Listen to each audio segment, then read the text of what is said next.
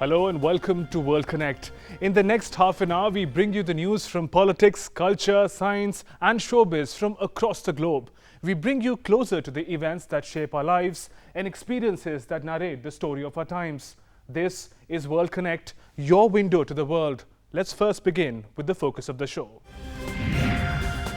North Korea flexes military muscles in the wake of harsh UN sanctions. The US and South Korea discuss deployment of advanced defense system. China expresses concern over escalation of tensions in the region.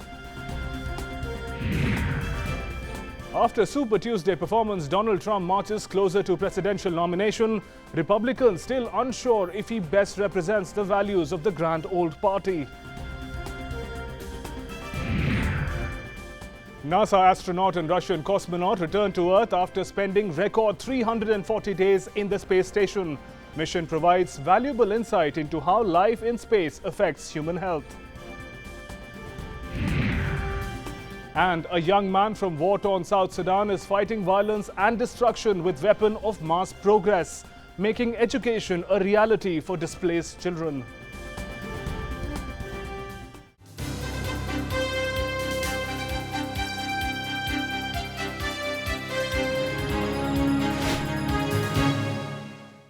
North Korean leader Kim Jong-un was furious again, and as is the case each time, he has asked the military to be battle-ready.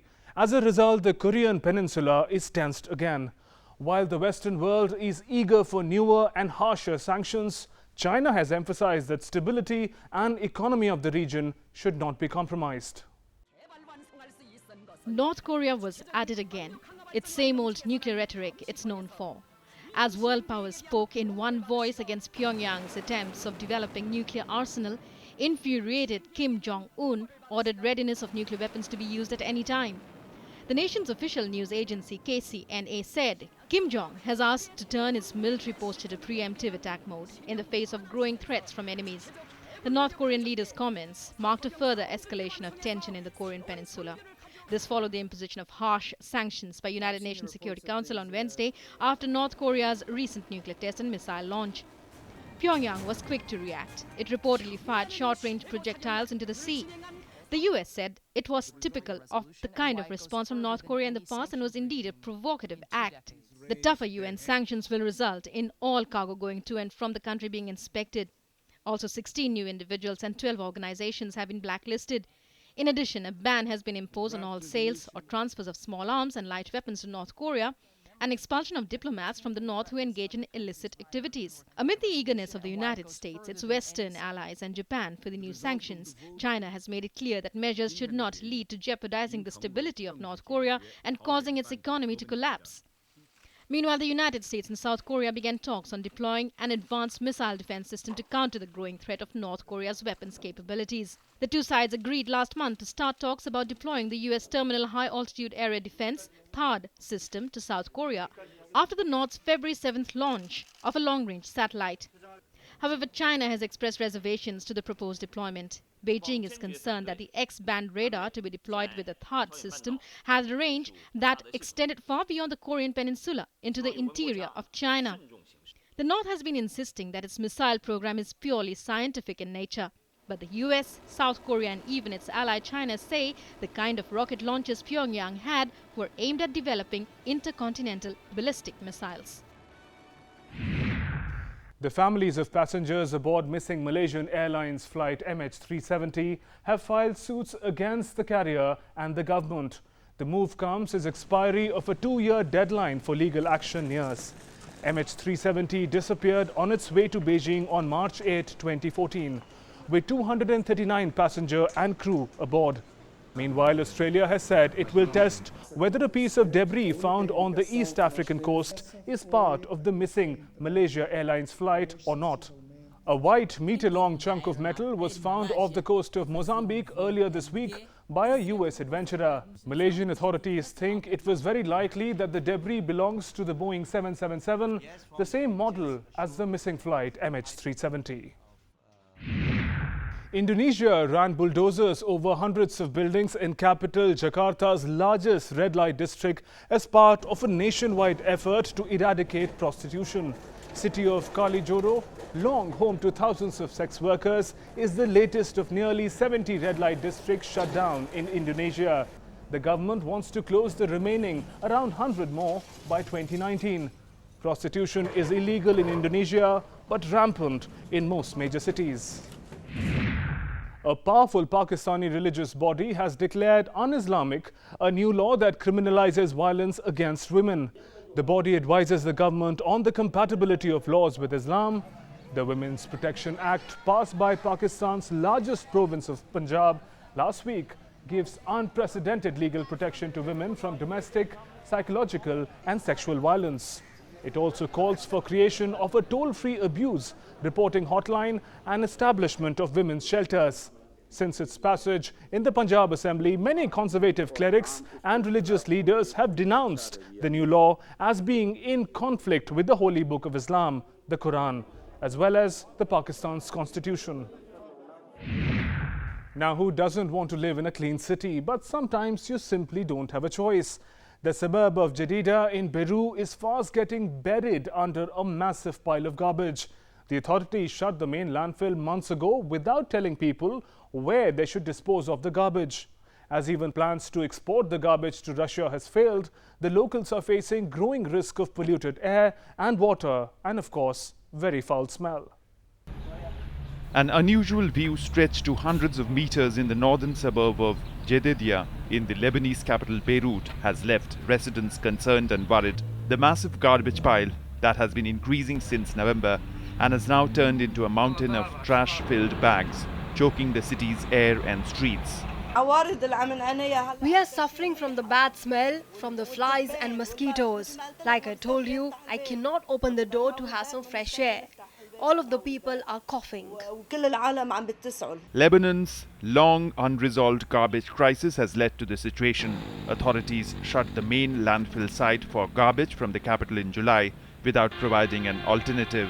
The crisis worsened with Lebanon cancelling a plan to export its rubbish to Russia last month. The British firm chosen to export the rubbish for disposal failed to obtain documents proving Russia had agreed to accept the waste. As a result, the deal between the government and the company was annulled, sending the crisis back to square one. The municipality police are standing here and they are allowing people to come and dump their garbage in this place. This was supposed to be a new road.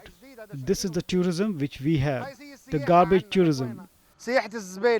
Untreated, unmanaged rubbish is threatening the water supply. Adding to the woes, people continue to burn garbage, filling the air with foul smoke that contains dangerous levels of pollutants and carcinogens. Helpless residents who are already upset with the current political leadership are forced to breathe in dangerous air and now desperately await a solution.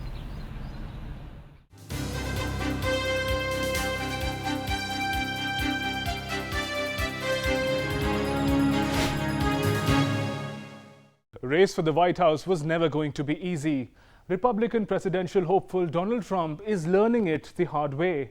Stunning performance in the Super Tuesday notwithstanding, the flamboyant Republican is facing bitter attack from his own party member. The grand old party of the US appears unsure if Trump is their best bet for the presidential elections. We have expanded the Republican Party. Look, I'm a unifier. I know people are going to find that a little bit hard to believe, but believe me, I am a unifier. Despite a big Super Tuesday showing, Republican presidential candidate Donald Trump's claim of being a unifier in the party may not have many takers.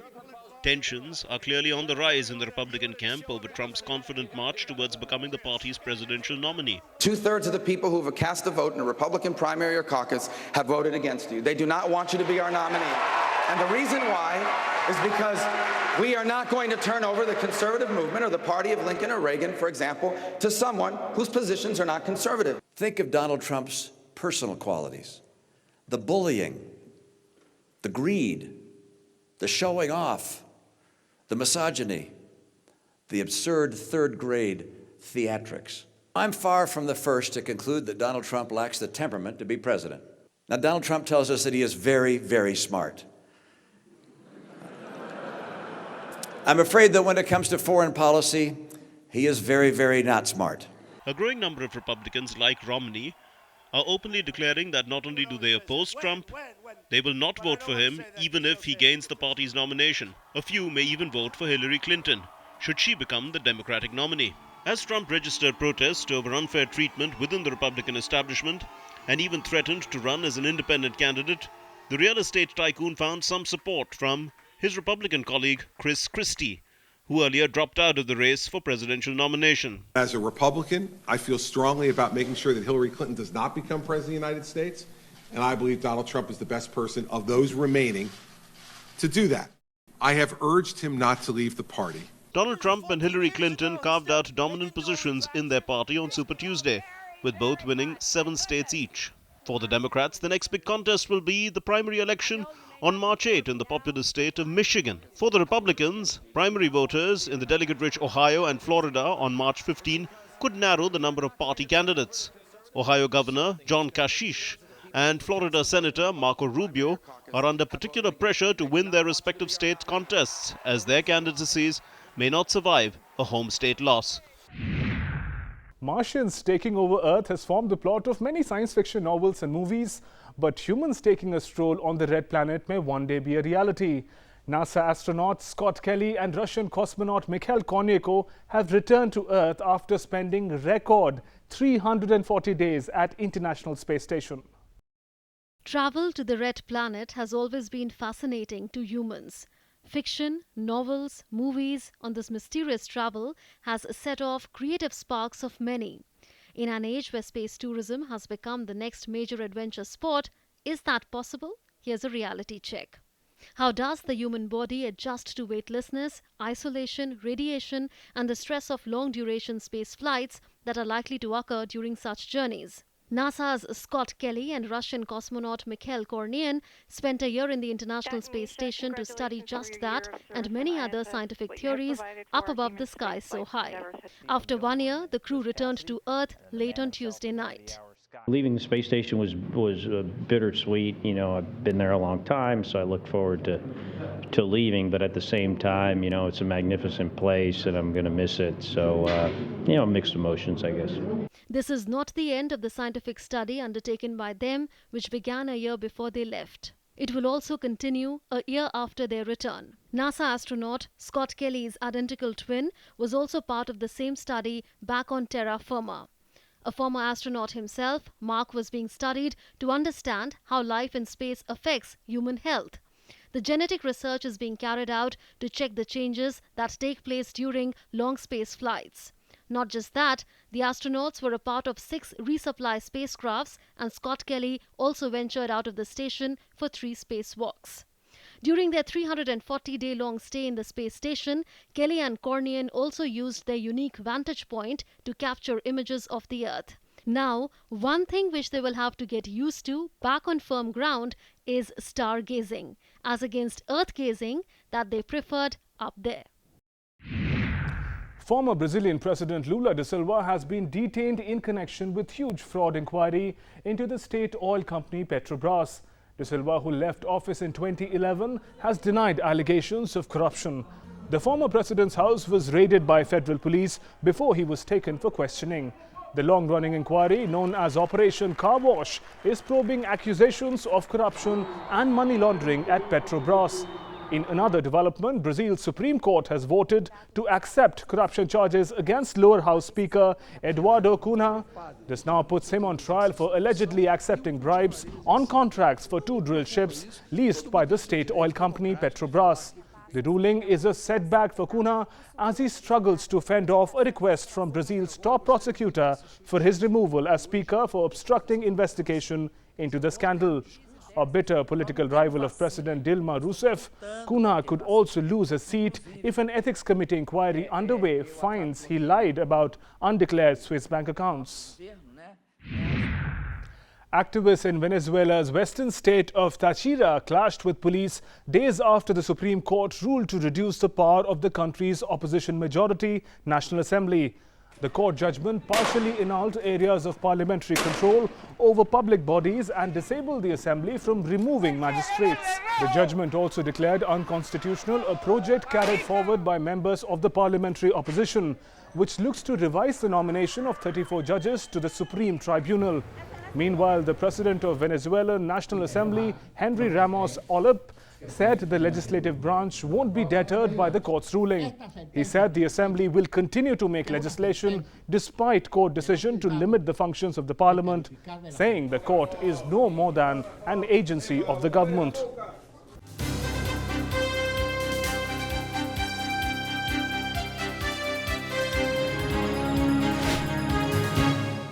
In a major decision, Zimbabwean President Robert Mugabe has announced that government will take control of all gold mines.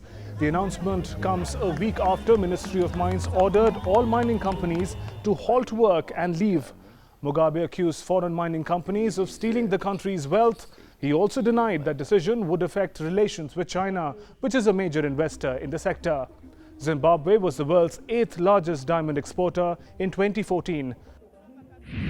And here's a look at some more stories that are catching attention around the world.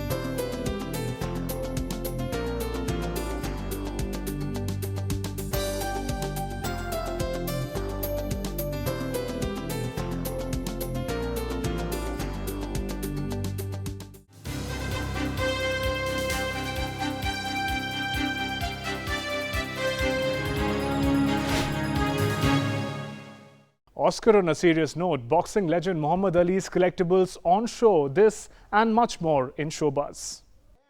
It was not just glitz and glamour at this year's Oscars. It was also a stage for major issues confronting today's world. Yes, Leonardo DiCaprio won the Oscar at last, but he stole the show with his amazing acceptance speech, which brought forth the need of the hour for Mother Earth, climate change. It's about man's relationship to the natural world. Climate change is real. It is happening right now. It is the most urgent threat facing our entire species, and we need to work collectively together and stop procrastinating. Honor killing in Pakistan was brought to the fore by Oscar-winning filmmaker Sharmeen Obaid-Chinoy.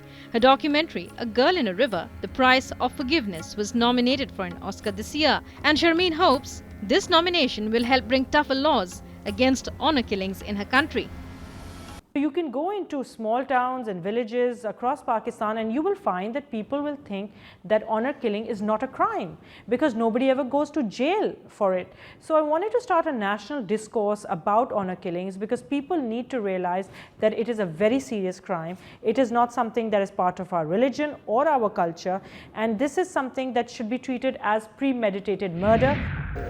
It was boxing time in London, with the opening of Muhammad Ali's I Am the Greatest exhibition. A friend of Ali's, Davis Miller, was co-curator of the exhibition, which houses objects and photographs from Muhammad Ali's career, rarely seen before. Prominent among the exhibits are the fight of the century gloves that Ali wore for the first of his 3 fights against Joe Frazier in 1971. Ali, who is considered one of the greatest athletes of all time, was not able to make it to the opening. However, the 74-year-old is battling Parkinson's disease.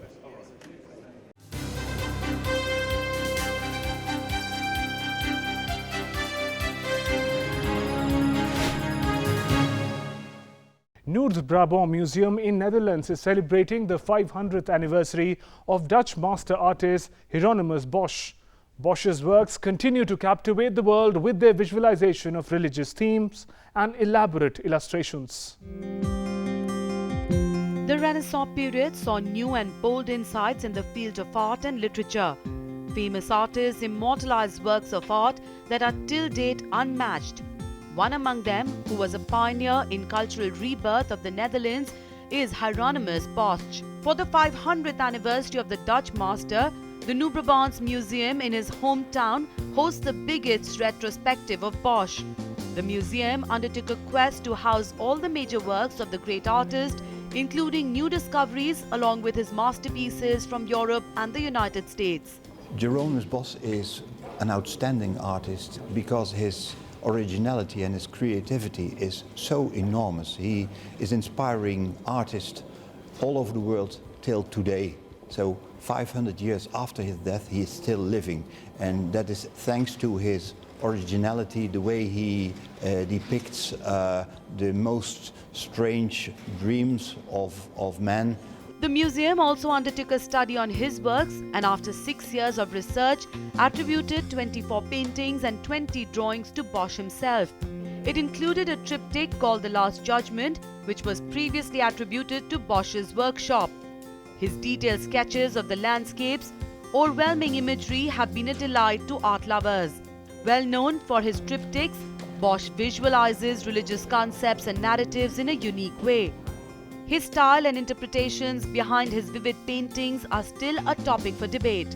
The artist's most prominent work, however, remains to be the Garden of Earthly Delights. Experts have interpreted this work as a warning on materialistic life. The minute intricacies in Bosch's works are also impeccable. The Hawaiian Triptych and The Last Judgment are among other well-known paintings by Hieronymus Bosch. 500 years past his death, Bosch continues to captivate the world of art with his ambiguous themes and elaborate illustrations.